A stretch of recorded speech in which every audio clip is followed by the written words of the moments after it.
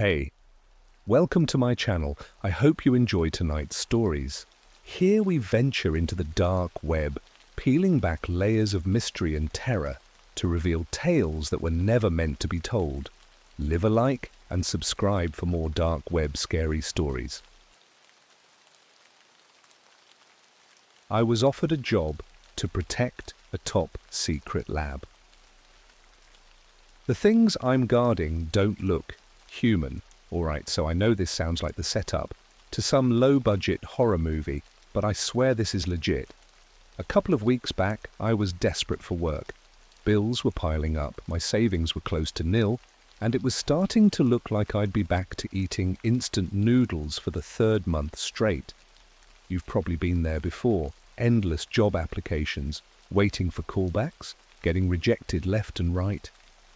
It sucked.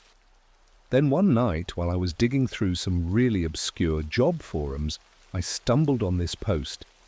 It didn't have a company name or any flashy details. Just a single line that read, "Looking for reliable, discreet security personnel. High pay, no questions asked." I mean, come on, I was desperate. No questions asked sounded like code for shady as hell, but that's the kind of situation I was in. So, like an idiot, I applied. Within half an hour, I got an email back. No phone call, no interview, nothing. Just a time, a location, and a promise of more money than I'd seen in my entire life. I'd be lying if I said I didn't hesitate. The location was a solid 2-hour drive into the middle of nowhere, and the directions were just GPS coordinates with some sketchy instructions like, "Do not deviate from the path," and "Stay in your vehicle until approached." Every instinct told me this was a bad idea, but money talks, right? I showed up at the coordinates, a huge, unmarked building in the middle of a forest, completely off the grid. The place had no obvious security or cameras, nothing to suggest what it was, but there was this strange, unsettling silence around it, the kind that makes you feel like even the animals kept their distance. A man in a black suit came out to meet me. No introduction. No small talk, just gave me a cold look, handed me a contract to sign, and told me to follow him inside. At this point, every nerve in my body was screaming to turn around and get the hell out of there. But like an idiot, I signed.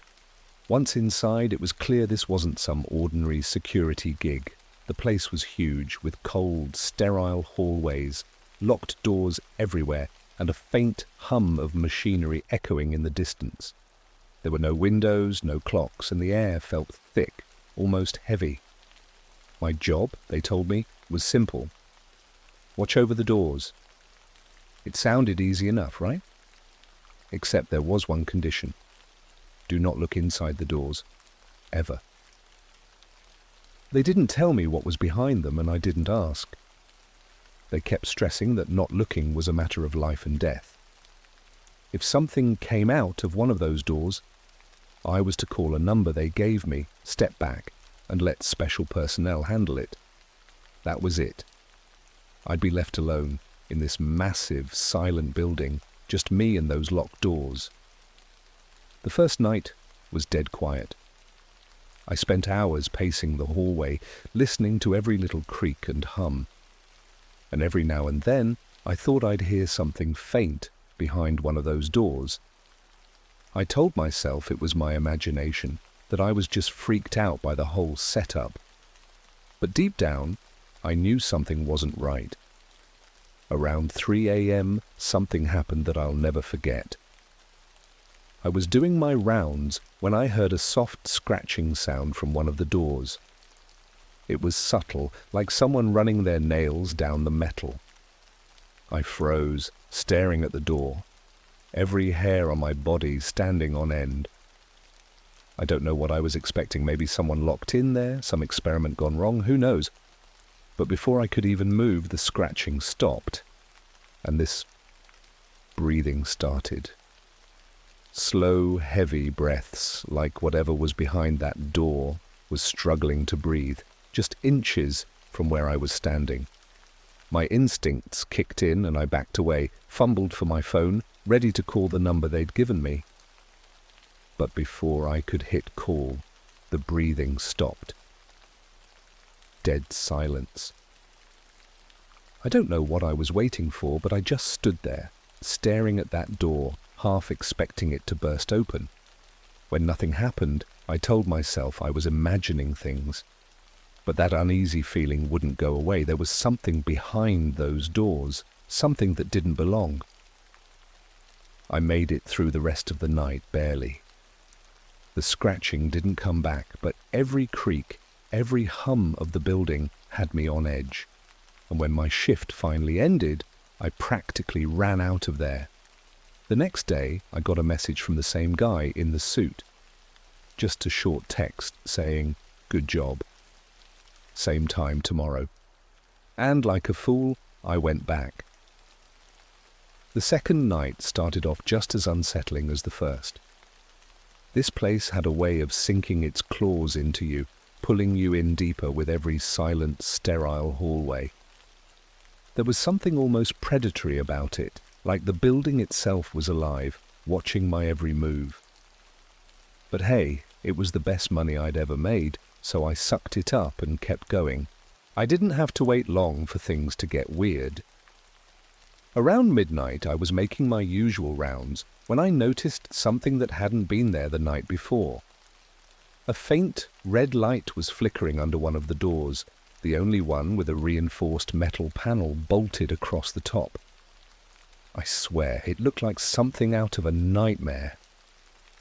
The light cast strange shadows that seemed to writhe and twist, almost as if they were alive.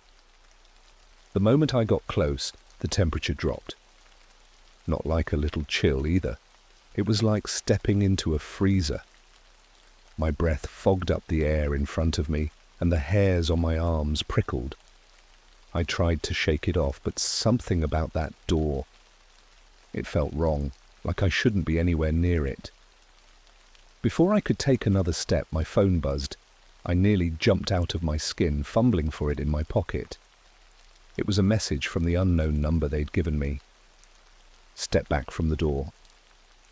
I didn't need to be told twice. I backed away, feeling this bizarre mix of relief and unease, like someone had just pulled me away from the edge of a cliff.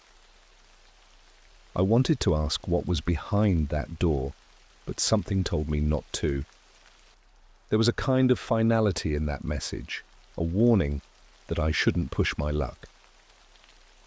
The rest of the night was quiet, and by morning, the red light was gone, like it had never been there at all. I left, but the feeling lingered, an itch at the back of my mind that wouldn't go away. The next few nights were manageable, I guess. I was starting to settle into the routine, keeping my distance from the doors and just trying not to think about what might be behind them. But then on the fifth night, I met him. It was around 2 a.m. and I was sitting at my little guard station, half asleep.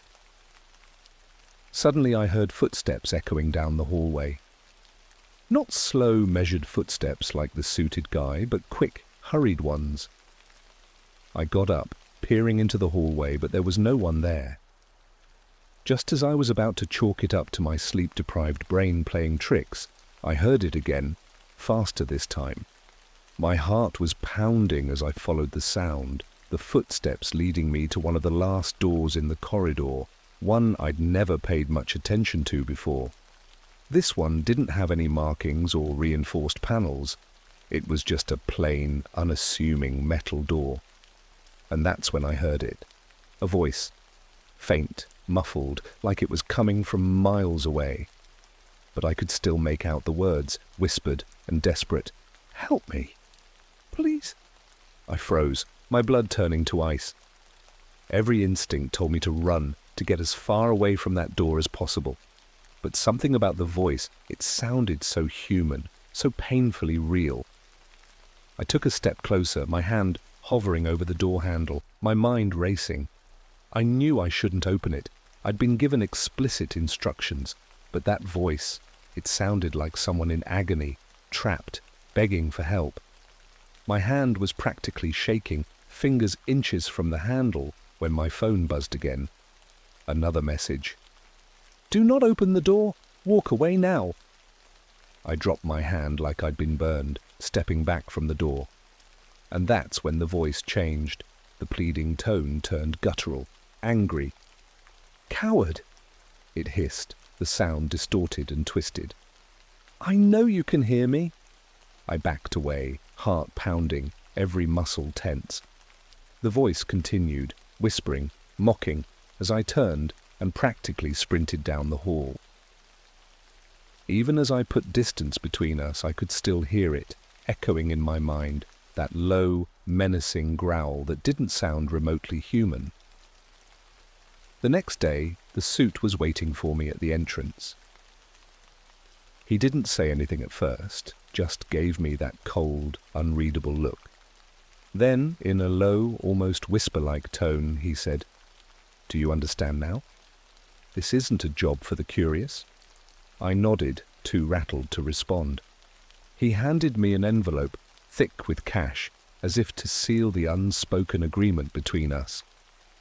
No questions, no curiosity, no breaking the rules.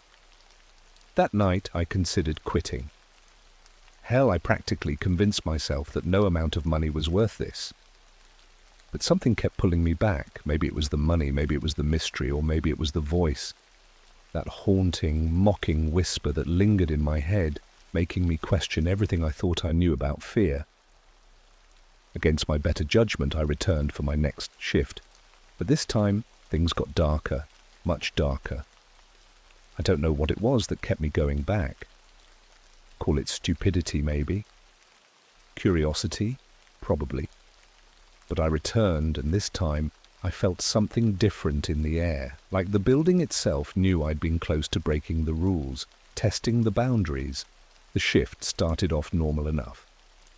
I made my rounds, keeping my distance from the doors, avoiding eye contact with anything that seemed remotely off. But there was this tension, this sense that something was watching me. I told myself it was just nerves, but that didn't stop the creeping feeling crawling up my spine. About halfway through my shift, I saw something that made my heart skip a beat. Down one of the halls, standing dead still in front of one of the doors, was a figure.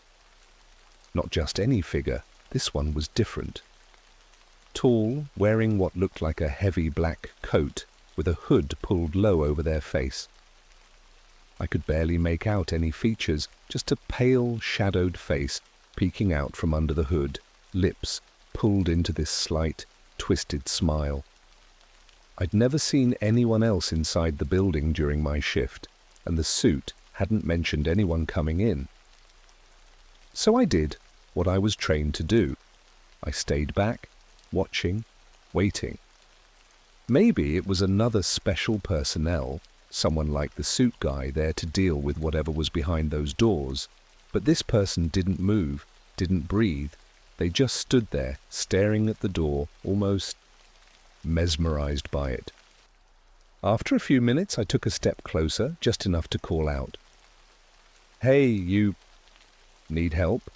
Nothing. No reaction, no movement. Just that eerie, unwavering stare fixed on the door. I didn't want to get closer, but something about the whole scene was too wrong to ignore. So against my better judgment, I took another step. As I did, the figure's head snapped toward me and I froze. Their face was blank, almost lifeless, like someone had stretched skin over a mannequin. But their eyes, if you could even call them that, were just black, empty sockets, deep enough that I couldn't see where they ended. And that smile, it widened slowly, stretching in a way that shouldn't have been possible, revealing rows of small, sharp teeth. I stumbled back, nearly tripping over my own feet, and that's when they spoke. "You shouldn't be here." Their voice was a whisper, barely more than a breath, but it felt like it echoed in my head, rattling around like it had a life of its own. I wanted to run, to get as far away from this thing as possible, but my feet felt rooted to the floor like I was frozen in place. Then, just as suddenly as they'd appeared, they turned, gliding, yes, gliding, down the hallway and disappearing around a corner. My heart was racing and I tried to calm myself, to tell myself I was just seeing things. But there was no way to explain what I'd just witnessed. No way to rationalize that empty, soulless face. After that encounter, I spent the rest of my shift on high alert, jumping at every little noise, every distant hum and echo. I kept looking over my shoulder, half expecting to see that figure again, lurking in the shadows. But the rest of the night was eerily silent. Too silent. By the time my shift ended, I was more than ready to get out of there. But as I walked toward the exit, I heard it again, that familiar, taunting whisper from behind one of the doors. This time, though, it didn't sound like a plea. It was laughing, a soft, sinister chuckle that sent a chill down my spine. I quickened my pace, refusing to look back, refusing to acknowledge whatever was taunting me. As I reached the entrance, the man in the suit was waiting for me again. He didn't ask about my shift, didn't acknowledge anything out of the ordinary. He simply handed me an envelope and said, "You're doing well. We're impressed with your resilience." I wanted to tell him everything, the figure, the whispers, the feeling that something was hunting me. But the words caught in my throat. Part of me knew he wouldn't care. Maybe he already knew what was happening. Hell, maybe he was part of it. Instead, I took the envelope, nodded, and left without another word. But as I walked back to my car, something caught my eye. A small, folded note tucked into the corner of the envelope. I waited until I was in my car, safe with the doors locked, before unfolding it. The note was simple, written in the same cold, precise handwriting as the messages I'd been receiving. "They're watching. Keep your distance, or they'll make sure you don't come back." I crumpled the note, my hands shaking.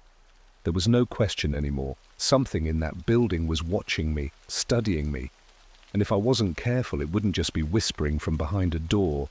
It'd be right beside me, waiting for me to make one wrong move. I took the next night off, told myself I needed a break, time to clear my head. But if I'm being honest, I was terrified. That note, the figure, the whispers, they were all too much, like something was building up to a breaking point, and I was standing right in the middle of it. But the following day, another message came through on my phone. "Your presence is required. Do not be late." That was it. No please, no thank you for your service. Just a cold, blunt order. I knew this was the moment. Either I'd back out and lose the only source of income I had, or go in and face whatever was waiting for me. I showed up, but the building felt different that night. The usual hum of the machinery seemed quieter, almost muffled, as if the whole place were holding its breath.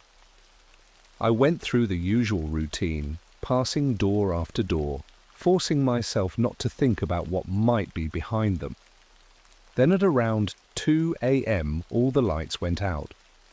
I'm not talking a flicker or a brownout. Everything plunged into complete darkness, like someone had pulled the plug on the whole building. My phone flashlight was my only lifeline, casting long, eerie shadows against the walls. For a moment, I just stood there, waiting, hoping the power would kick back on. Then I heard the footsteps. This time, they were closer, much closer than before. Slow, deliberate steps, echoing down the hallway, moving closer with each beat of my heart. I held my breath, clutching my phone so tightly that my fingers were numb. And then, out of the corner of my eye, I saw a shape, tall, impossibly thin, with long, bony arms that hung down to its knees. It wasn't human. It was something else, something wrong. Its skin was stretched tight over its bones, almost translucent, and its eyes, God, its eyes were hollow, black pits that seemed to swallow the light. It moved slowly, deliberately, as if savoring the fear that was radiating off me. I couldn't look away, my body paralyzed as it stopped a few feet in front of me, cocking its head like a curious animal. And then, in a voice that was a twisted, mangled version of my own, it spoke. "Why did you come back?" The words hit me like a punch to the gut.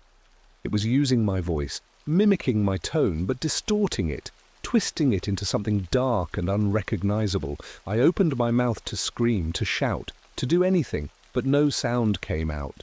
Then, without warning, it lunged forward. I stumbled back, barely managing to dodge as it clawed at the air where I'd just been standing. I turned and ran, sprinting down the hallway, not daring to look back. The footsteps followed, relentless, echoing off the walls as I tore through the building. I had no idea where I was going, no plan except to get away. I turned corner after corner, twisting through the maze-like hallways until I was completely lost. And then, finally, I saw it. A single red emergency exit sign glowing faintly at the end of a long corridor. I didn't hesitate. I bolted for it, slamming my shoulder into the door and bursting out into the freezing night air. I ran to my car, fumbling with my keys, my hands shaking so badly that I could barely get the door open. When I finally locked myself inside, I looked back at the building. The lights were back on, the hallway I'd just sprinted through lit up, like nothing had happened. No creature, no twisted figure, just the same empty, silent building I'd been guarding for weeks. I sat there, breathing heavily, clutching the steering wheel, trying to convince myself that I wasn't losing my mind. But then I felt it, a faint, lingering touch on my shoulder, like a cold hand resting just a little too firmly. And a whisper, faint and taunting, echoing in my head. "You can't run from us." I drove home that night, but the sense of dread stayed with me, like a shadow that wouldn't let go. I knew deep down that whatever was in that building, it wasn't done with me. I didn't want to go back. Every instinct I had screamed at me to quit, disappear, leave it all behind. But the money, the strange grip this place had on me, it all made it feel inevitable, like I was caught in something way beyond my control. The message came early that evening. "Tonight, it ends. Be prepared." Prepared for what? I had no idea, but I knew it wouldn't be like the other nights. Something was waiting for me in that building, and it felt like I was being lured into a trap that was finally ready to snap shut. When I arrived, the building was eerily quiet. The usual hum, the soft, ambient noises, all of it was gone. The silence pressed down, thick and heavy, making my every step echo down the empty halls. I followed the routine, though this time every step felt like a countdown to something I couldn't predict. I'd barely started my rounds when I noticed something unusual. A door at the far end of the corridor was open, a door I'd never seen unlocked before. It led to a stairwell, dark and winding, disappearing down into what looked like a lower level of the building. I knew I shouldn't go down there. Every rule they'd drilled into me had warned against venturing into unassigned areas. But tonight, the rules felt hollow, like they were never meant to keep me safe, just to keep me unaware. Against my better judgment, I stepped inside and began descending, the silence broken only by my footsteps. The air grew colder as I went deeper, and an unplaceable smell hit me, something metallic, sharp, almost like blood. The walls became rougher, more worn, as if this part of the building had been forgotten long ago.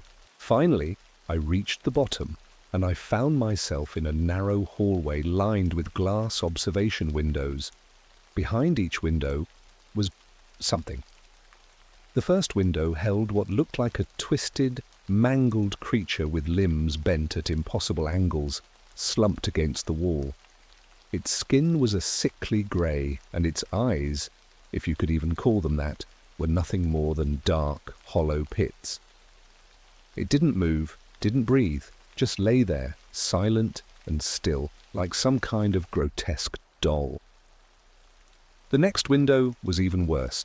Inside was a figure that looked disturbingly human, except for the fact that it was covered in a network of black veins pulsing just beneath its skin.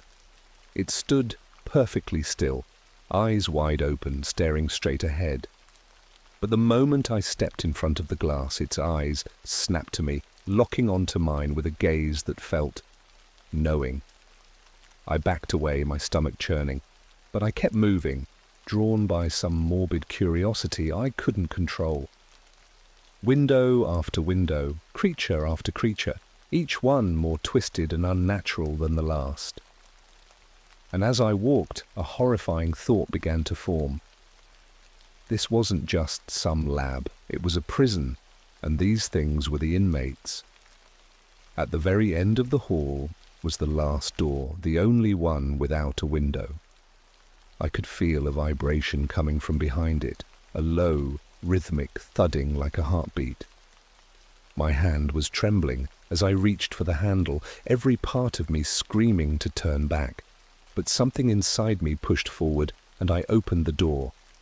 Inside was a vast, dimly lit room, almost like a morgue, with rows of metal tables stretching out into the darkness.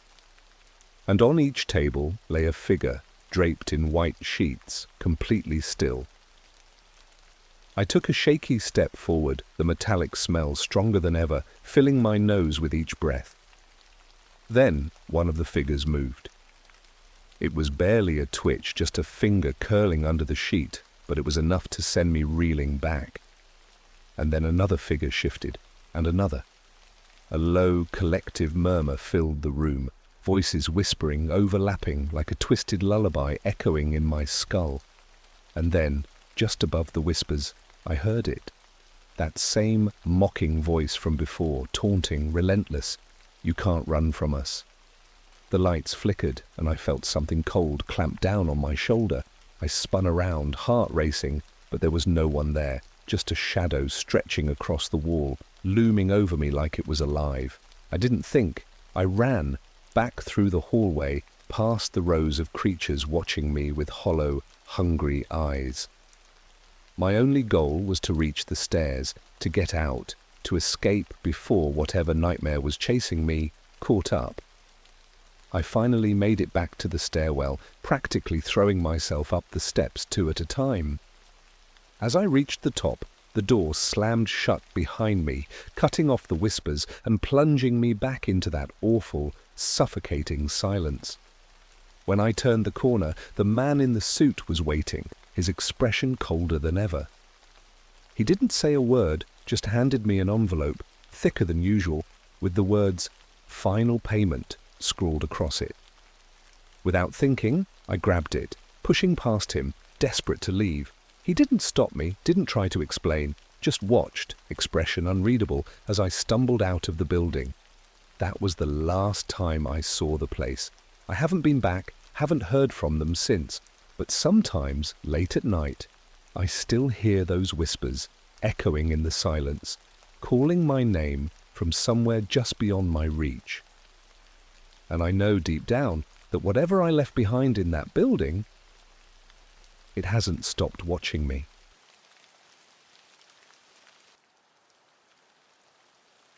I paid for a service on the dark web that claims to reveal your past lives. Now I'm seeing memories that aren't mine. Look, I know the dark web has this reputation for being some kind of horror movie underworld, right? But for people like me, it's more of a guilty curiosity. I mean, I'd never get involved in anything hardcore.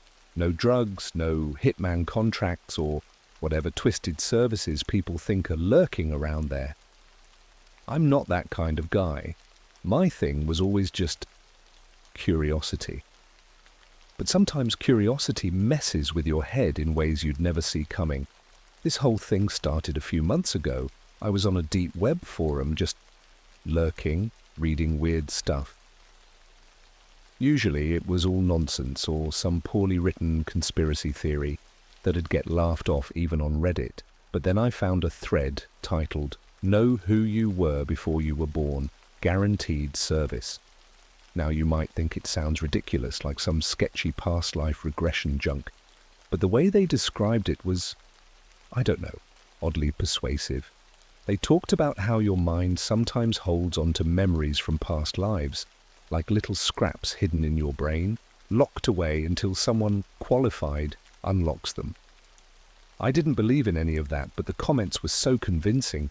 People were posting these super detailed stories about memories from other centuries, other places, even other worlds. They described stuff they supposedly remembered down to the smallest, creepiest details, like the texture of a wooden spoon from a medieval kitchen or the smell of salt water from a shipwreck. It got to me. I was hooked. I mean, what if? What if there was some truth to it?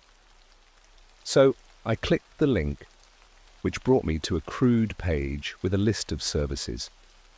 Most were what you'd expect, scammy stuff. But the past life reveal had a surprisingly clean layout and a cryptic tagline. Some memories aren't meant to be yours, but we'll show you anyway. It felt like a dare. The price wasn't insane, just enough to make me hesitate. They wanted a bit of crypto as payment, which, yeah, sketchy, but again, dark web. No shocker there. I figured, what's the harm? Worst case, I'll be out a little cash for a cool story. So I paid. I was half expecting some scammy email with fake past lives info, but instead they sent me one instruction. Open your mind, your past will find you. Not gonna lie, that line kind of freaked me out. I'd laugh about it, but a part of me felt like I'd maybe crossed some line. The weird thing was, I didn't feel anything different at first. I was even a little disappointed, convinced I'd been scammed. But then, the memories started coming. The first one hit me out of nowhere. I was lying in bed, half asleep, when I got this vivid flash, like a movie scene playing in my head. I was on some muddy street, in a town that looked straight out of a history book. The ground was damp, the air thick with the smell of wet earth and livestock. I could feel the scratchy fabric of old, worn-out clothes on my skin. People around me were speaking a language I didn't recognize, but I could somehow understand it. It was a quick flash, maybe a few seconds, but it felt like I was actually there, like I could reach out and touch the cobblestone. When it was over, I jolted up, my heart racing. I had no idea what just happened, but my mind kept replaying it, trying to make sense of it. I thought it was just some weird dream, but the flashes kept coming randomly at the worst times. I'd be at work, trying to focus on an email, and then suddenly I'd be somewhere else, in someone else's body, in some strange, unsettling place. The scenes were all from different times and places, like I was getting shuffled through a deck of other people's lives, and each time the memories felt more real. One flash was especially bad. I was a woman, standing at the edge of a cliff. The sky was overcast and I was holding something, a tiny glass bottle filled with some dark liquid. I knew instinctively that it was poison. My heart was pounding in that memory, full of some emotion I didn't recognize, but that left me feeling completely hopeless. It was like I was reliving her fear and sadness, like her pain was seeping into me. I snapped back to reality, but my pulse was racing, and my hands were actually shaking. I don't know how to explain it, but I felt her terror, her despair, even though I'd never felt anything like it before in my life. It left me rattled, like I'd actually been there. After a few days, I couldn't take it anymore. These memories were starting to mess with my head. They weren't just dreams, they felt too vivid, too personal. I didn't know if this was some side effect of the service I paid for, or if I was losing my mind. I'd never been a believer in anything supernatural, but this felt different. It felt wrong, like I'd opened some door I wasn't supposed to. I tried to find the site again, hoping to ask them to undo whatever they did. But when I went back, the page was gone. No trace of it, as if it never existed. I checked every link, every forum post, but it was like the whole thing had vanished. The people who sold me this service had just disappeared. And now I'm stuck with these memories, these scraps of lives that aren't mine. I'm starting to feel like there's no way out. I keep hoping the flashes will stop, but they're only getting worse. Part of me wants to tell someone, but who would believe me? If you're reading this and thinking about trying out some dark web curiosity thing, just don't. I thought I was safe because I didn't go looking for anything illegal. But this? I feel like I've opened a door I can't close, and whatever's on the other side isn't done with me yet. It's been days, maybe a week. I've lost track of time. The flashes aren't just random blips anymore. They're starting to feel more like episodes, whole scenes that play out whether I want them to or not. I'll be sitting in my living room, trying to distract myself with a movie or some mindless scrolling, and then bam, suddenly I'm pulled into someone else's life, experiencing their reality, their feelings, like I'm a puppet, strung along by memories that don't belong to me. One of the worst ones happened a couple of nights ago. I was brushing my teeth, trying to ignore this faint sense of dread that had been clinging to me all day, when I felt it creeping up on me again, the hazy pull of another memory. This time, though, it wasn't a flash. It was slow, like slipping into a trance. I dropped my toothbrush, but I barely even noticed. My bathroom faded out, and I was somewhere dark and musty, surrounded by tall shelves. It smelled like old wood and mildew, and the air was heavy, damp.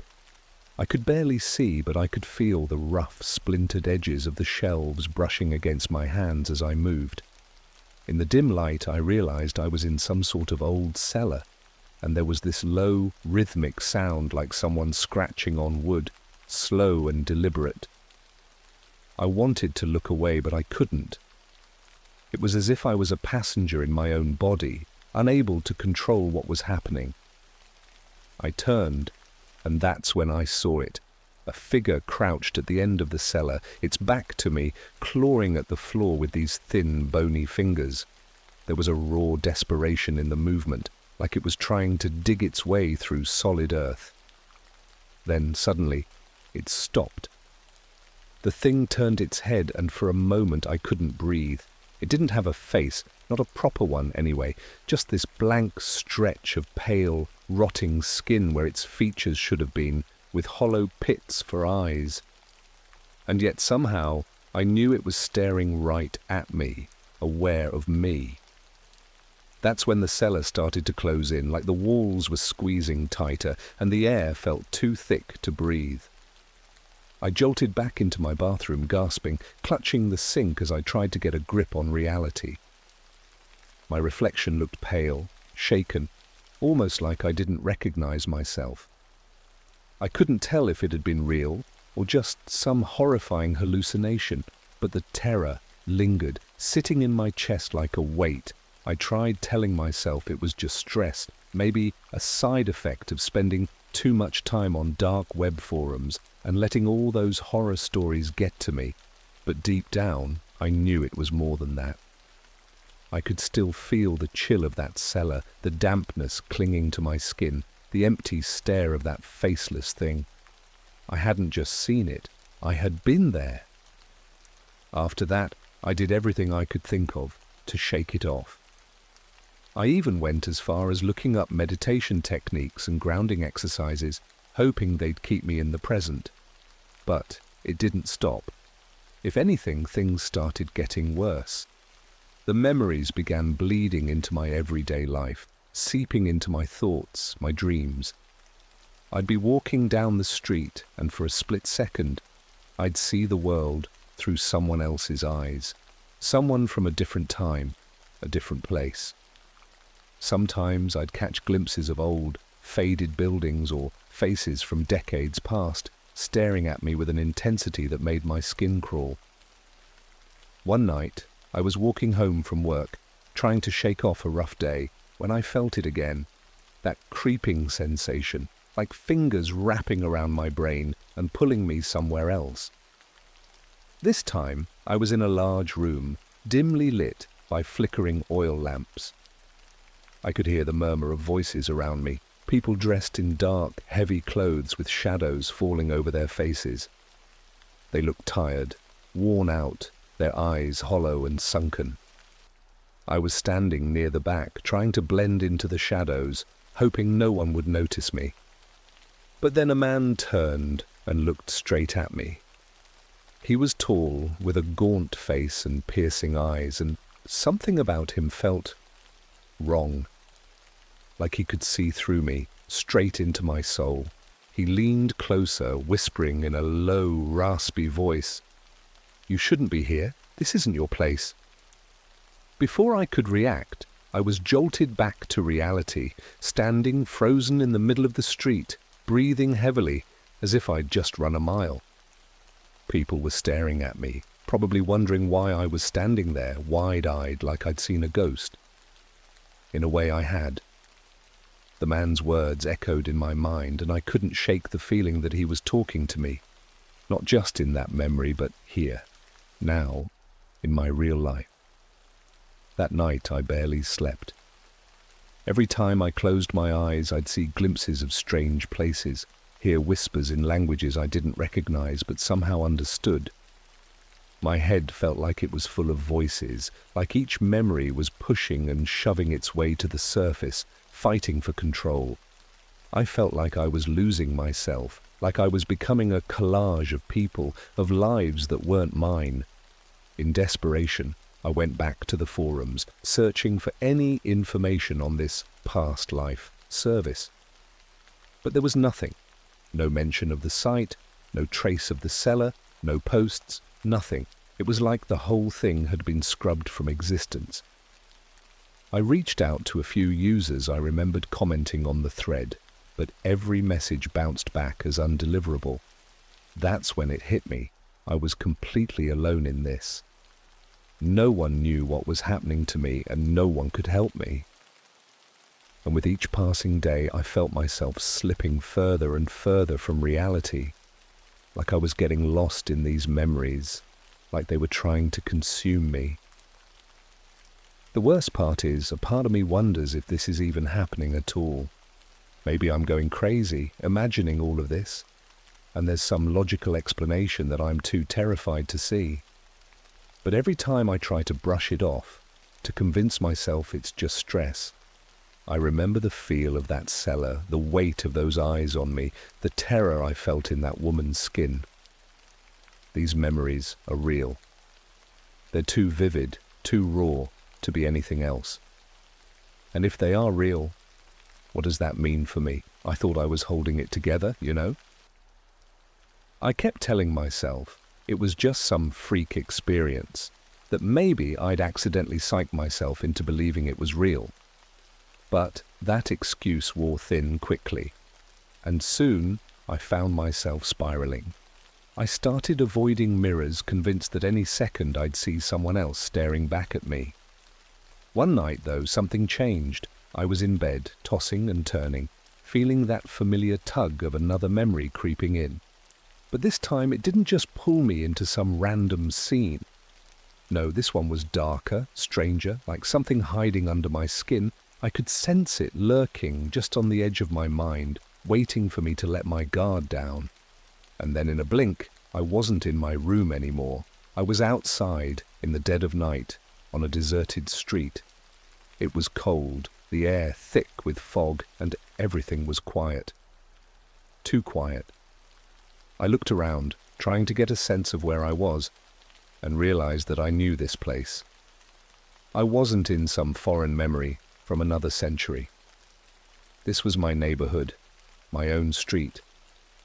But it wasn't right. It was empty, lifeless, as if the whole world had been sucked dry. The streetlights flickered, casting long, distorted shadows that stretched and twisted as I walked, like they were watching me, following my every step.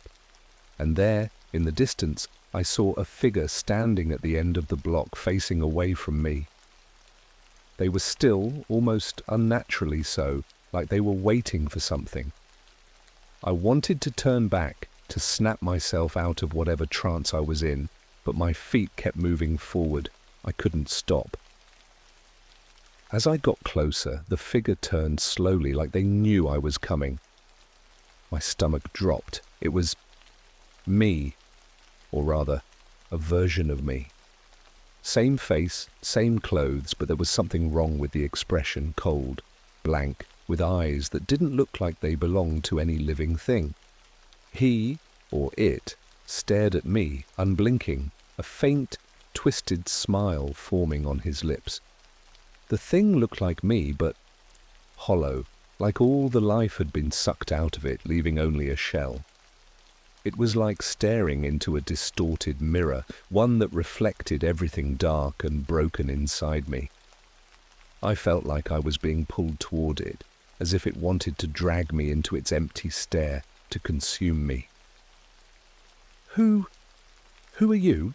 I managed to whisper, my voice trembling. It tilted its head, the smile widening just a bit. "You called me here," it said in a voice that was almost a whisper, like the sound of wind through dead leaves. "You wanted to know your past lives. Now I am part of you." I felt a chill run down my spine. My mind raced, trying to make sense of it. Was this some twisted manifestation of the memories I'd been experiencing? Or had I unlocked something far worse? This version of me, it felt like it was a fragment of all those lives I'd been seeing, as if they'd somehow merged and taken form, standing there right in front of me.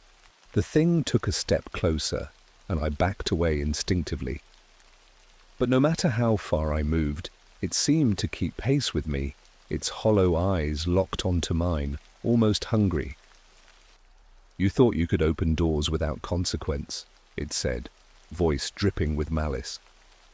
"But some doors, once opened, can never be closed." I felt something inside me start to unravel, like I was coming apart at the seams.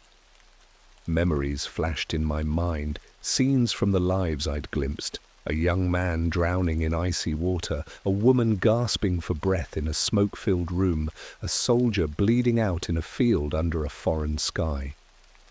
Each memory hit me like a punch, one after another, until I could barely remember who I was. I was becoming them. Or maybe they were becoming me. I stumbled back, my vision blurring, and the figure tilted its head again, watching me with a sick fascination. "There's no turning back now," it whispered. "You invited us in.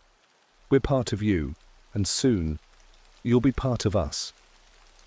Just as the last word left its lips, I snapped out of it, back in my bed, drenched in a cold sweat. But the feeling of that encounter lingered, the emptiness, the darkness. It was like it had imprinted itself on me, something that had wormed its way into my bones and wouldn't let go. After that, I stopped sleeping. I couldn't. Every time I closed my eyes, I'd feel that figure's presence, lurking just out of sight, waiting for me to drift off so it could drag me back to that dead street. I'd sit up, pacing my room until I couldn't stand, my thoughts spiraling, desperate to escape from the memories that haunted me. A few nights later, something even stranger happened. I was sitting on my couch, trying to keep my eyes open, when I heard a knock at the door. It was soft, almost hesitant, but insistent. My heart pounded as I glanced at the clock. It was 3:33 a.m.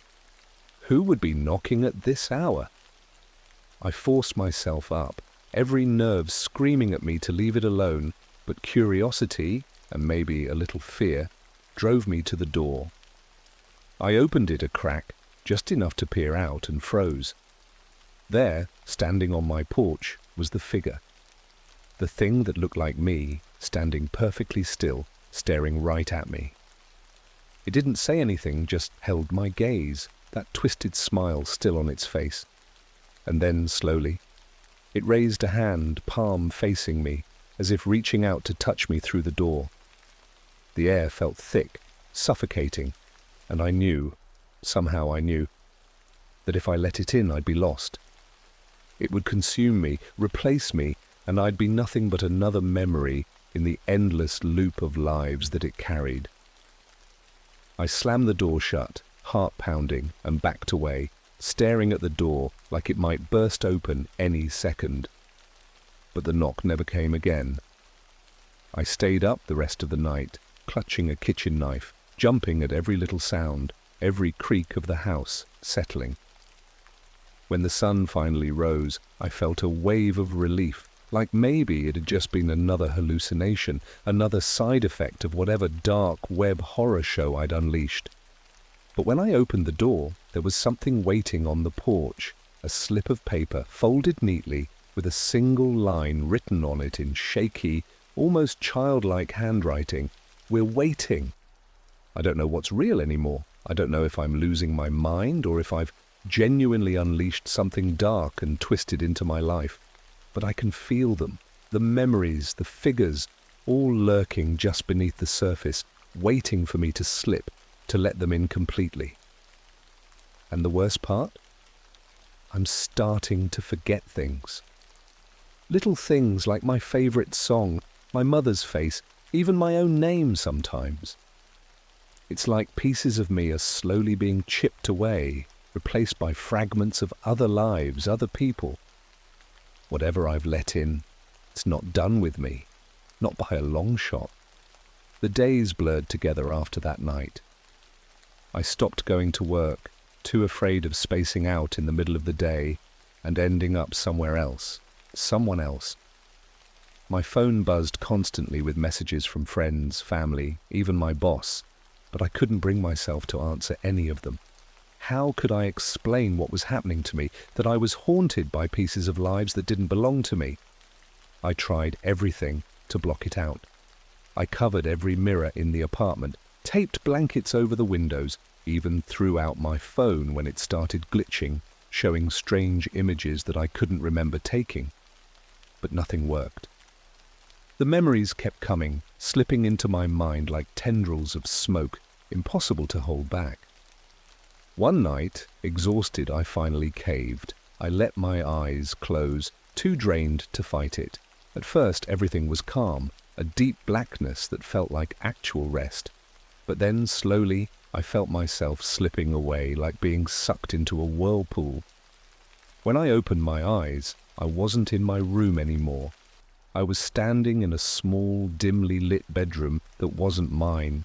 It looked old, like something out of the 60s, with faded wallpaper and a single, flickering bulb hanging from the ceiling. The air was thick and stale, smelling faintly of mildew and something metallic. I felt a chill, realizing that I wasn't alone. There, sitting on the edge of the bed, was a woman. Her back was to me, her shoulders slumped, and her head hung low, as if she was crying. Instinctively, I wanted to reach out to her, to ask if she was okay, but my body wouldn't move. I was frozen, forced to watch as she slowly lifted her head, turning to look at me. Her face was pale and gaunt, her eyes hollow and rimmed with dark circles, staring right through me like I wasn't even there. But then she spoke, her voice a dry whisper, barely audible. "You're not supposed to be here," she said, her gaze piercing, as if she could see into the very depths of me. "You're just one of us now." A jolt of fear shot through me. One of them? What did that mean? I tried to pull myself back, to wake up, but it was like I was trapped in her reality, anchored by some unseen force. The woman kept staring, her eyes narrowing, and for a split second, her face changed. It morphed into something else, someone else. I saw flashes of other faces, people I'd seen in these memories, a soldier, a child, an old man. All of them were looking at me, their faces filled with the same empty sadness. Then, without warning, the woman's hand shot out, grabbing my arm in a grip so tight it hurt. "You need to leave," she whispered, her face inches from mine, "before he finds you." My heart pounded as her words sank in. "Before he finds you." Who was she talking about? But before I could ask, the room started to warp, the walls bending and twisting like they were made of liquid. Her grip loosened, and I felt myself slipping backward, back through that dark void, until I was jolted awake in my own bed, gasping for air. I lay there for a while, trying to calm my racing heart, but the woman's words echoed in my mind. Who was she warning me about? And why did it feel like she knew exactly what I was going through? I couldn't shake the feeling that I was missing something, that these flashes, these memories, were all leading up to something terrible. Then as I sat there, catching my breath, I noticed something strange in my room. My walls, they were covered in scratches, hundreds of tiny marks like someone had been clawing at them in desperation. I hadn't done that. I'd never seen them before, and yet they were there, lining the walls, crisscrossing in frantic patterns. My hands shook as I traced one of the lines with my fingers, feeling the rough grooves. A realization hit me like a punch to the gut. Someone, or something, had been here while I was asleep. And the scratches, they formed words, messy and scrawled, like a warning written by a frantic hand. He is coming. My blood turned to ice. I stumbled back, my mind racing, trying to make sense of it.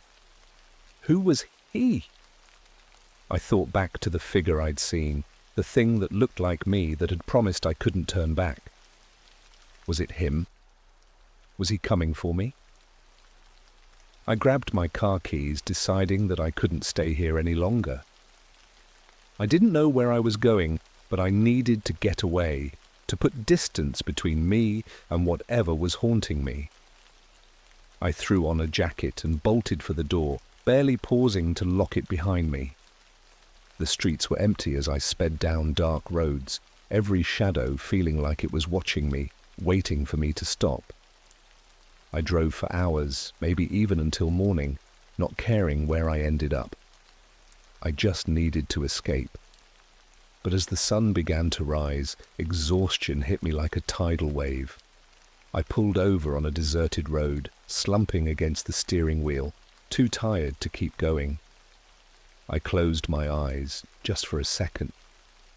But the moment I did, I was pulled back into the darkness. This time I was standing in a large, empty hall, the walls lined with mirrors that stretched to the ceiling. The reflection in each mirror was the same, not me, but the twisted, hollow version of myself, staring at me with that same eerie smile. "You can't run from us," it said, its voice echoing through the hall, reverberating in my mind. "You're ours now." My chest tightened as I looked around, surrounded by endless versions of myself, each one a fragment of a life that wasn't mine. The reflection closest to me leaned forward, pressing a hand against the glass, and I could feel its touch, cold and clammy, seeping into my skin. And then, with a sickening realization, I understood. I was becoming them. Piece by piece, memory by memory, they were taking over, swallowing my identity until there'd be nothing left of me. This wasn't just some haunting. It was a slow, deliberate possession, and I'd been the one to invite them in. My scream echoed through the empty hall, bouncing off the mirrors, merging with the laughter of my hollow selves, each one more distorted, more broken than the last. And then, with a shudder, I was back in my car, gasping for breath, my hands clutching the steering wheel so tightly my knuckles turned white. I knew then that there was no escape. The drive home was a blur. I don't even remember starting the car, let alone turning down the familiar streets that led back to my apartment. My mind was fractured like shards of glass, each one reflecting a different memory, a different life. I didn't want to go back, but I knew that no matter where I ran, I'd still carry these lives within me. When I reached my door, something felt off. The air was cold, thicker than before, like I was stepping into a space where time had frozen. I opened the door slowly, heart pounding, half expecting to find that twisted reflection of myself waiting for me. But the apartment was silent, almost too silent, as if it were holding its breath. Then I noticed the mirrors. Every single one of them was uncovered. I'd taped blankets over them days ago, but now each one was bare, reflecting my pale, haunted face back at me. My stomach twisted, a sick realization sinking in. I hadn't uncovered them. I walked into my bedroom, feeling like a stranger in my own home, and that's when I saw it. There, on the bed, lay a single piece of paper, scrawled in that same jagged handwriting I'd seen on the wall before. My fingers trembled as I picked it up and read the words, "You're almost ready." I backed away, my breath coming in shallow gasps. Almost ready for what? But I didn't need to wonder long. I could feel them, those other lives, those memories, pressing down on me, pushing at the edges of my mind, trying to break through. I clutched my head, the pain unbearable, like my skull was splitting open. Then, out of the corner of my eye, I caught movement in the mirror across the room. My reflection, it wasn't moving with me. It stood there, perfectly still, that same cold, hollow stare etched onto its face. Slowly, it lifted a hand, pressing it against the glass, watching me with something that felt almost like pity. "Stop," I whispered, my voice barely a breath. "Just leave me alone." But it didn't respond. Instead, it leaned closer to the glass, a twisted smile spreading across its face. And then it spoke in that familiar, hollow voice, each word dripping with malice. "You invited us. We're only giving you what you asked for." My knees buckled, and I sank to the floor, clutching my head as the memories surged forward, faster, stronger, overwhelming me. I saw flashes of lives that felt like they were burning through my mind, a soldier's dying breath, a child's last scream, the terror of a man buried alive. They flooded me, one after another, each one carving out pieces of my sanity, my identity.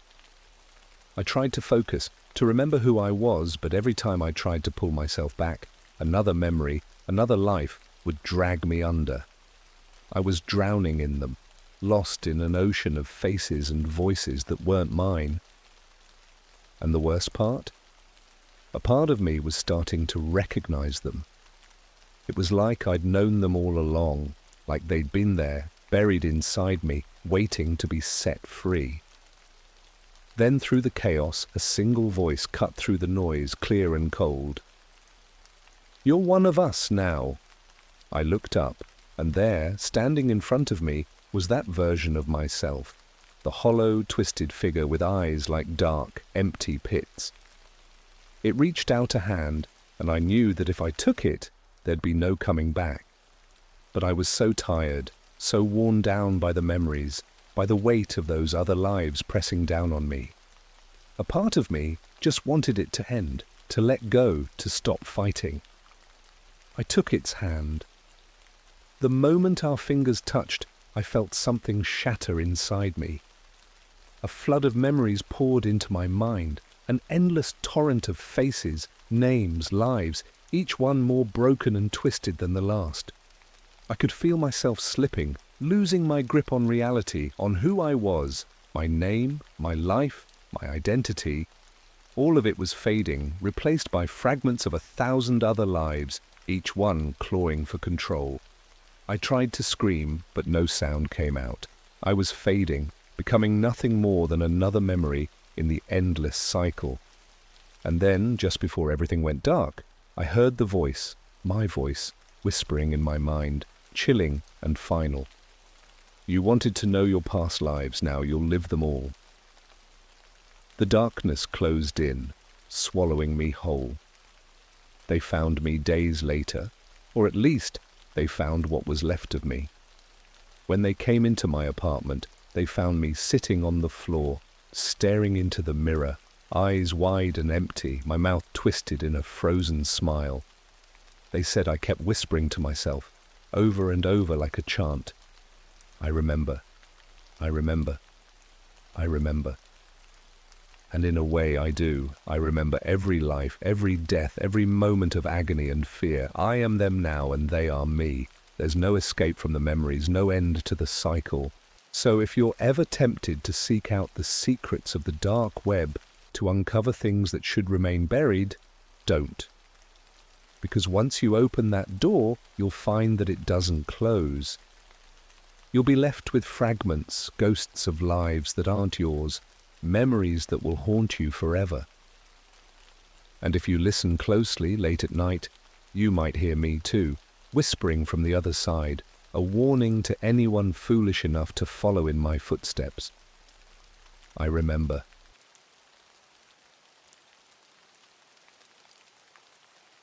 I found a ghost tracking device on the dark web. Now it won't stop beeping in my own house.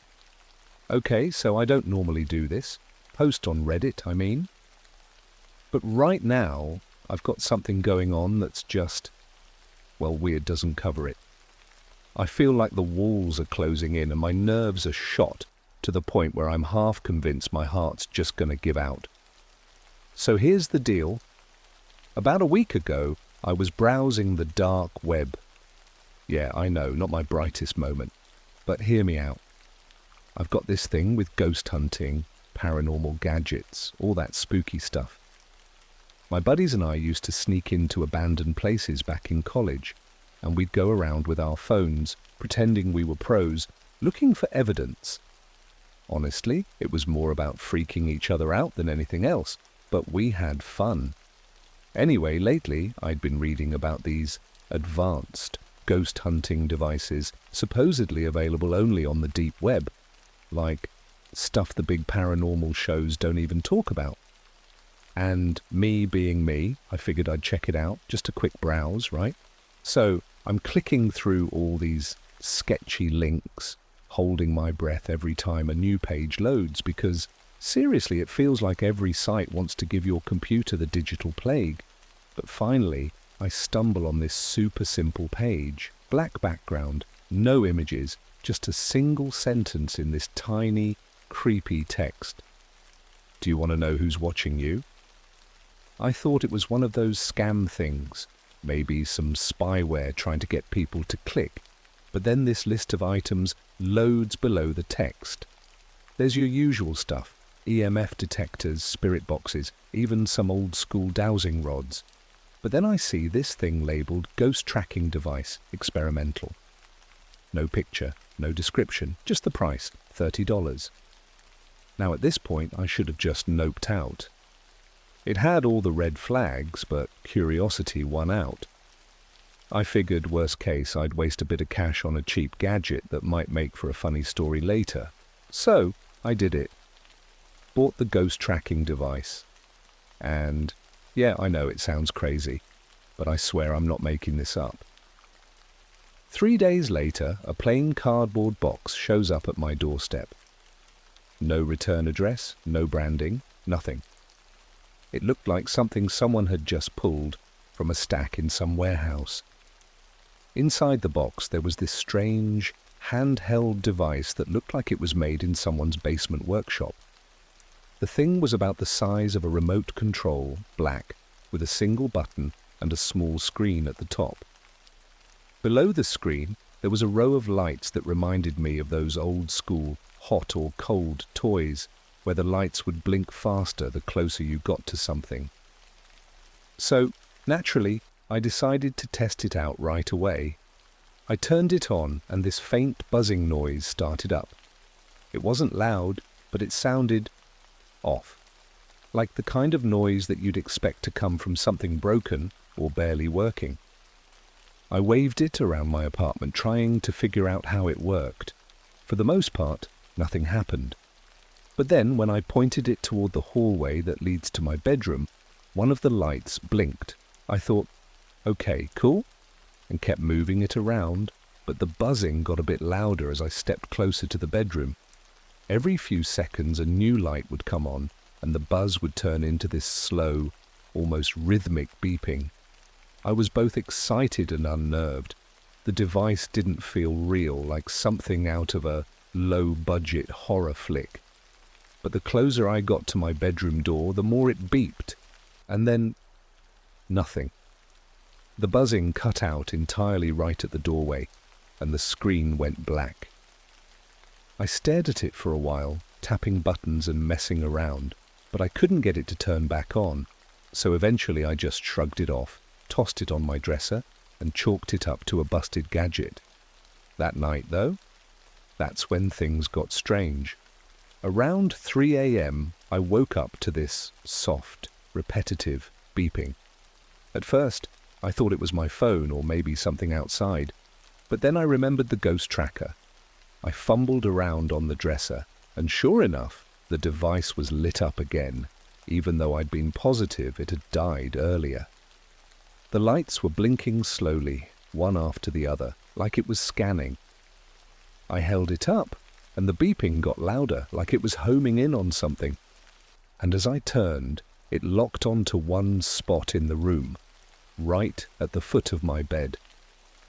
I couldn't see anything, but the device was going crazy, like it was tracking something invisible. I don't know how long I sat there, frozen, just staring at this stupid beeping box. Finally, I shoved it under a pile of clothes in my closet, hoping it'd stop. But that was just the start. Since that night, the device has randomly gone off every single night around 3 a.m. And each time, it leads me to the same spot in my bedroom.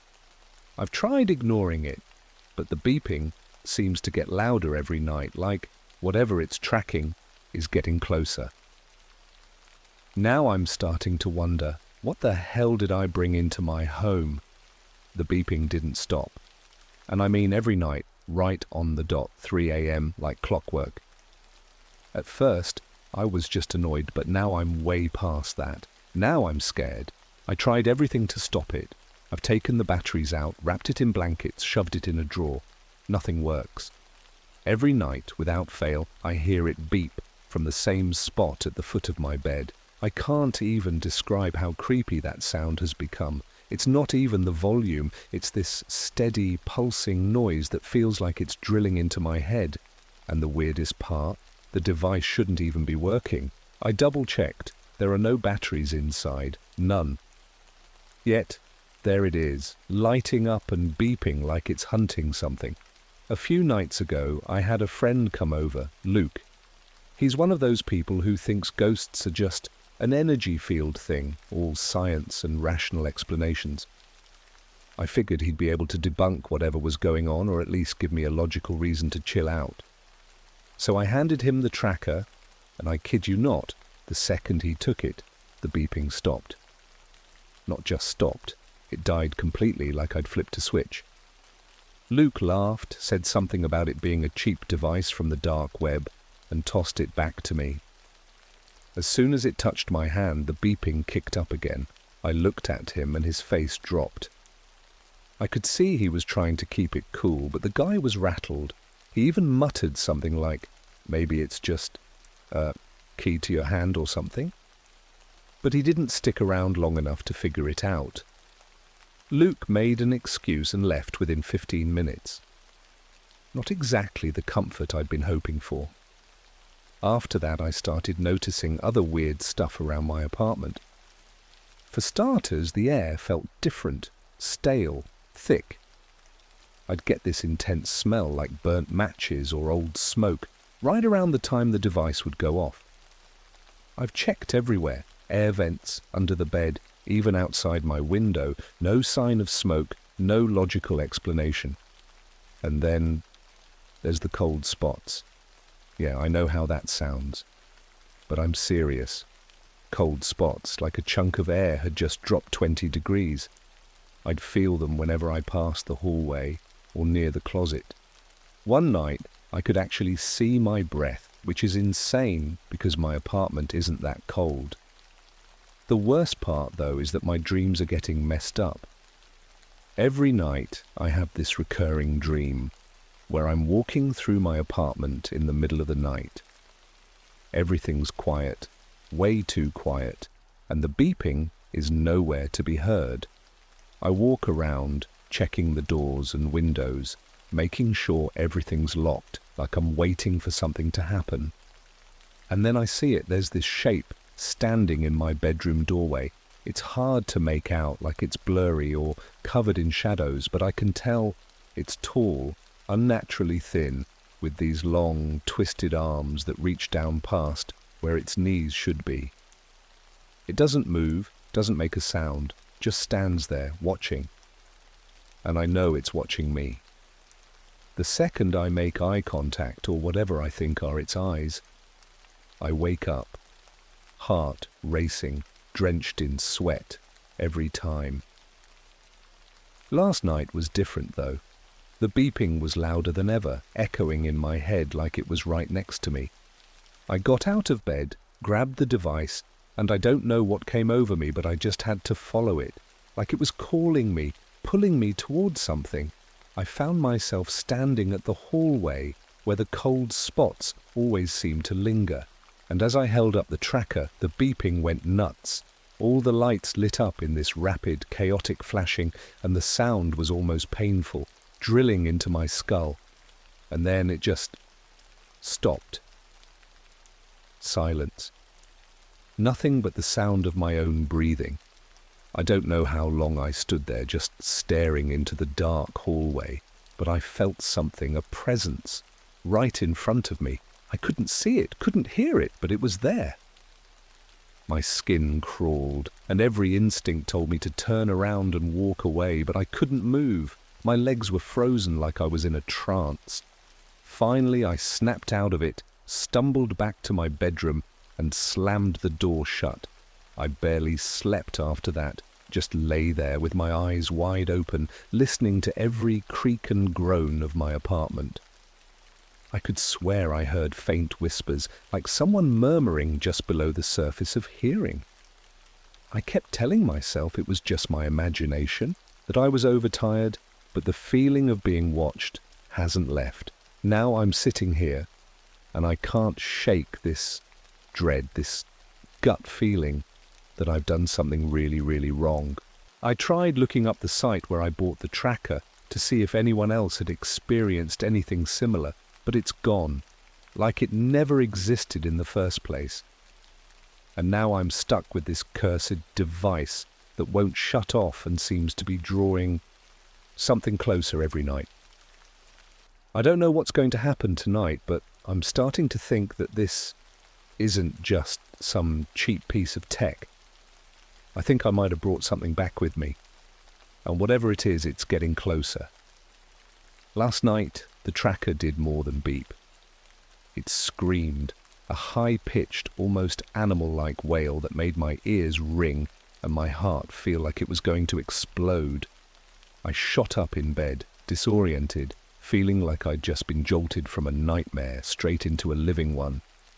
My entire room was bathed in this eerie, pulsating red light from the device lying on my dresser. I swear it looked like it was bleeding light, glowing so brightly I thought it'd catch fire. I stumbled over, grabbed it, and the moment I touched it, the sound cut off. Just complete silence. My whole body was on edge, like I'd been shocked. I stood there in the dark, gripping this cursed thing, feeling this prickling sensation crawling up my spine. I felt like I wasn't alone. Every shadow in the room seemed to grow, to shift, to lean in. The air was thick, like trying to breathe through a wet cloth, and that smell of burnt matches was stronger than ever, choking me. I looked around, my eyes darting to every corner of the room, searching for something that wasn't there. Or maybe it was, and I just couldn't see it.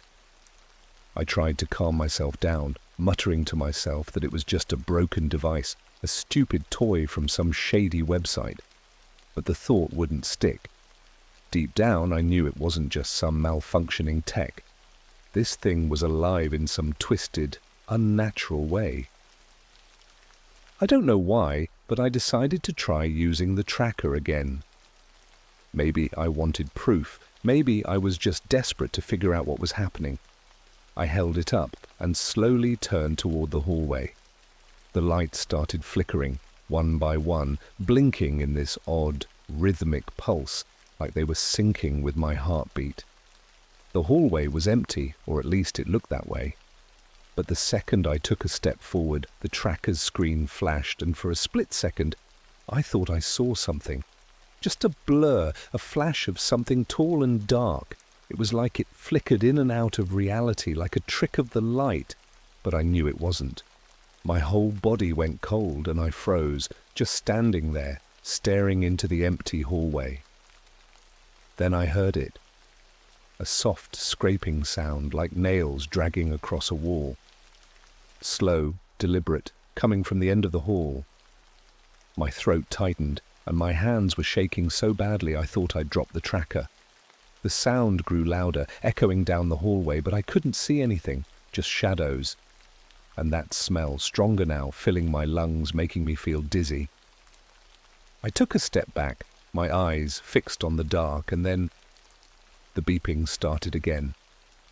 But this time it was different. The tracker wasn't just leading me somewhere, it was warning me. The lights on the device blinked in rapid succession like an alarm, and the screen flashed with this distorted text that I could barely make out. It looked like a single word, glitching and pixelated, repeating over and over. I squinted, trying to read it. And then, finally, I saw it clear as day. Run. I didn't hesitate. I turned and bolted, slamming my bedroom door behind me and throwing myself onto my bed, clutching the tracker like it was the only thing that could keep me safe. The beeping grew louder, more frantic, and I could feel the vibration of it against my hand, like it was trying to communicate something. The message was crystal clear. I wasn't alone, and whatever was in that hallway, it was coming. I barely slept, lying there in a haze of fear and exhaustion, listening to the faint beeps and buzzes of the tracker as it pulsed like a heartbeat in the silence. Eventually, dawn broke, and the light from outside seeped through my blinds, washing away the darkness. The device finally went quiet, and I let out a shaky breath, feeling like I'd just survived something I couldn't even explain. When I got up, I could still smell that burnt, smoky scent lingering in the air, and there were faint scratch marks on my bedroom door, thin, jagged lines that hadn't been there before. They weren't deep, but they were there, like someone or something had been clawing to get in. I spent the day trying to come up with a plan. Maybe I could throw the device out, get rid of it, and hope whatever I'd brought into my life would just disappear. But some part of me knew it wouldn't be that easy. I couldn't shake the feeling that whatever this thing was, it was attached to me now, bound somehow by my own curiosity, my own stupid decision to mess with something I didn't understand. That night, as darkness crept back into the apartment, I could feel that familiar weight settle over me again. The air grew thick, and the smell returned, stronger than ever. I held the tracker in my hands, my fingers trembling, as I waited for the inevitable. 3 a.m. Right on cue, the beeping started. 3 a.m. like a twisted alarm clock from hell. The beeping started slow, almost hesitant, like it was toying with me. I sat up in bed, clutching the tracker so hard my knuckles turned white. I didn't want to turn it on, didn't want to see what it would show me, but I knew I had no choice. The air felt like it was pressing down on my chest, thick and damp, and the scent of burnt matches was everywhere, suffocating. With a shaky breath, I pressed the button. The device came to life, all the lights flickering in erratic patterns faster than I'd ever seen. It wasn't just tracking anymore, it was in full-blown panic mode, and the screen, instead of the usual green light, it was flashing red, casting my whole room in this angry, bloody glow. I swung it toward the hallway, and the beeping sped up, frantic, leading me right to the door again. But this time, I couldn't make myself open it. Every instinct was screaming at me not to. that whatever was waiting on the other side was something I should never see. But the device kept beeping, and it was getting louder, like it was urging me, forcing me to confront whatever was out there. Finally, I reached out, hand trembling, and twisted the doorknob. The hallway was pitch black, darker than it should have been. My mind was racing, trying to make sense of it, but I felt like I was in a nightmare where nothing obeyed the laws of reality. I lifted the tracker, and the screen flared so bright it hurt my eyes. I aimed it down the hallway, watching as the lights blinked faster and faster, guiding me to something at the end of the hall. And then I saw it. A shape, barely visible but there, just standing in the shadows. Tall, impossibly thin, with limbs that seemed to stretch in unnatural ways, like a puppet with too many joints. My breath caught in my throat, and my legs felt like they'd turned to lead. Every inch of me wanted to turn and run, but I couldn't move. I was frozen, locked in place as the tracker beeped like it was in overdrive. The shape shifted, almost swaying, and then its head, if you could call it a head, tilted in my direction. I couldn't see its face, but I felt its gaze pierce through me like it was peeling away layers, seeing straight into the core of who I was. My mind was screaming, trying to rationalize what I was seeing, but there was no explanation, no comfort. And then it started to move. Slow, deliberate steps, its limbs creaking as it stepped toward me, each movement a twisted, jerky motion like it was learning to walk for the first time. I stumbled back, my hands shaking so hard I nearly dropped the tracker, but I forced myself to keep my eyes on it, as if looking away would make it worse. The beeping grew louder, an ear-splitting shriek now, and the device was vibrating so hard I could barely hold on to it. The thing stopped just a few feet from me, and I could feel its presence like a heavy weight pressing down on my chest. My heart was pounding, and every instinct told me this was it, that whatever this thing was, it was here for me. I don't know what possessed me to do it, but I whispered, "What do you want?" For a moment, there was only silence, and then a faint sound like laughter, but twisted and broken, echoing in the empty hallway. The sound was low, almost a whisper, but it filled every corner of my mind, burrowing in and refusing to leave. And that's when I realized it wasn't laughter. It was the sound of something breathing, shallow and rattling, like it was struggling just to exist. The screen on the tracker flickered, and a single word appeared in jagged, pixelated letters. Mine. I don't know what happened after that. My mind went blank, and the next thing I remember, I was back in my bed, the tracker lying beside me, silent and lifeless. I don't even know how I got there, but it was like I'd been yanked back into my room, like the thing had released me at the very last second. I lay there, gasping for breath, feeling like I'd just come up from drowning. The room was filled with that burnt smell, stronger than ever, and I could still feel that cold, heavy presence lingering, watching. The tracker hasn't gone off since.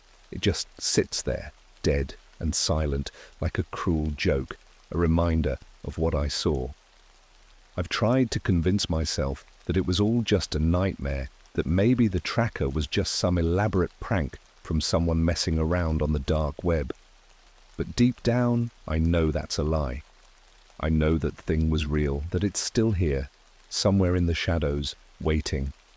And now, every night, I lie awake, listening, hoping that I don't hear that beeping start up again, because if it does, I don't think I'll survive another visit.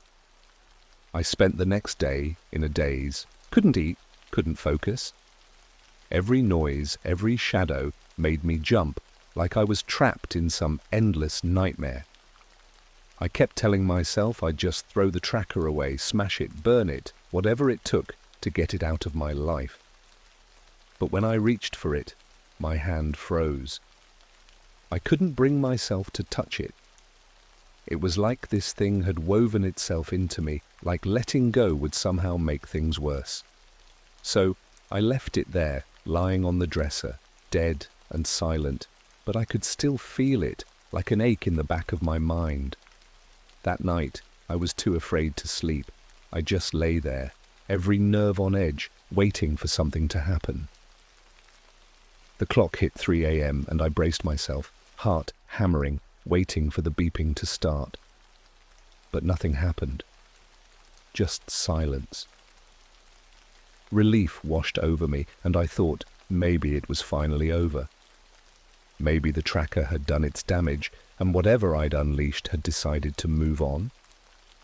I even managed to close my eyes to let myself drift a bit, and just as I was starting to relax, a faint, soft scrape echoed from the hallway.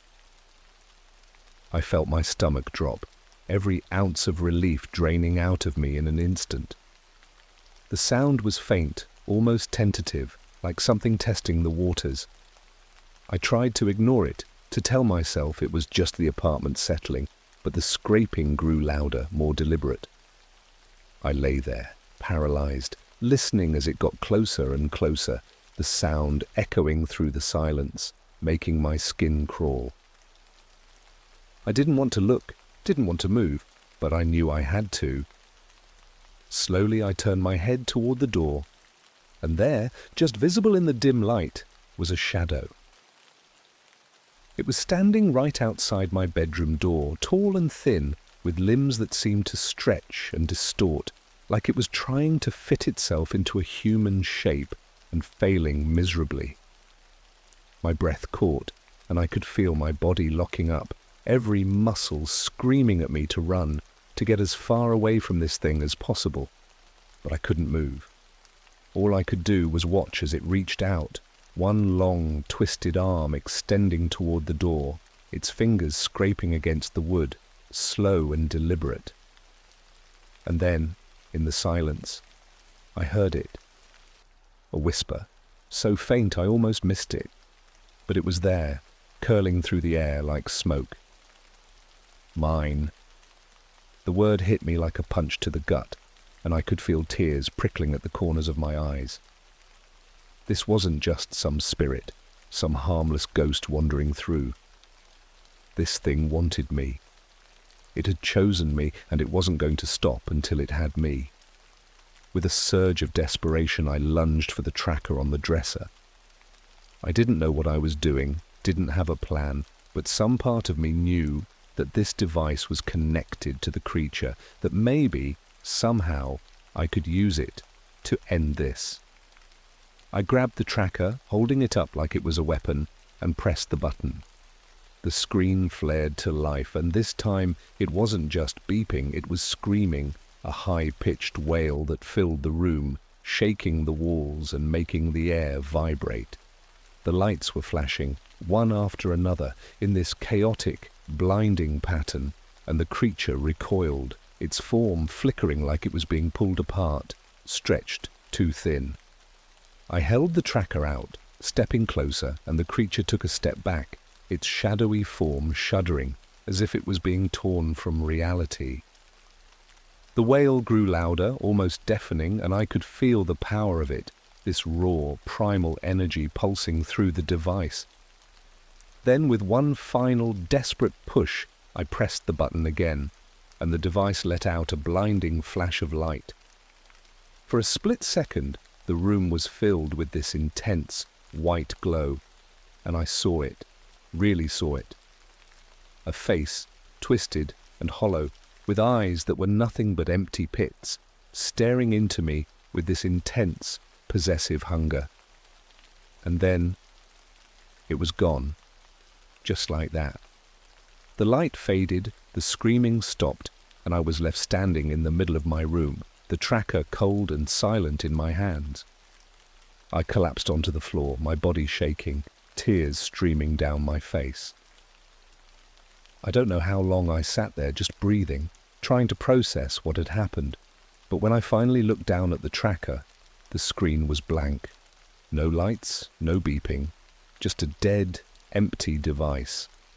I haven't turned it on since. I don't even know if I could, if it would still work, or if whatever power it had was finally drained. All I know is that I don't feel that presence anymore. The air is lighter, the smell is gone, and for the first time in weeks I feel like I can breathe. But every night, as the clock ticks closer to 3 a.m., I still find myself staring at the tracker, half expecting it to light up, to start beeping, to signal that the nightmare isn't over. And in those quiet moments, as I sit there in the darkness, I can still hear that last whisper echoing in the back of my mind. Mine.